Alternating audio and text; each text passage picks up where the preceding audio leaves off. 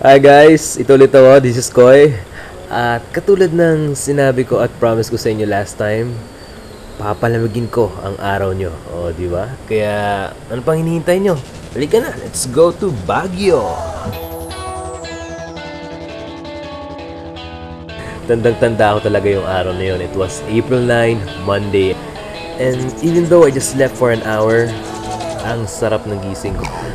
At napakaganda ng umaga. It was a great morning para umalis, para mag-impake, para isiksik lahat ng gamit dun sa adventure naming maliit. Mukhang okay na lahat. Let's go! Oh, ayan. Si Lola. Naka-rollers pa, di ba? Hanep. Ang dami namin dinaanan from the barren lands of Pampanga dahil sa Lahar hanggang sa mga madamo-damo namang mga lupa doon sa Tarlac. Nature trip talaga to mga tol.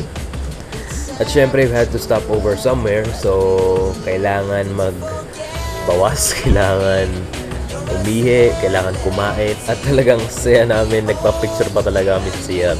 Basta naman, nag-flat yung tires. After a while, ayos na.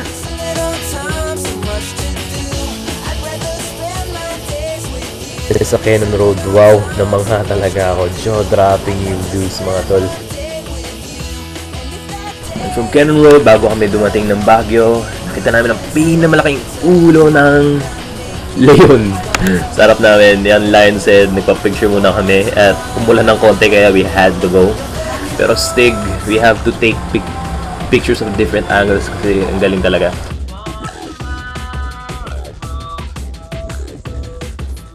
Andito na kami sa Baguio, sa wakas. And the view is just wow talaga. Kasi first time kong pumunta dito.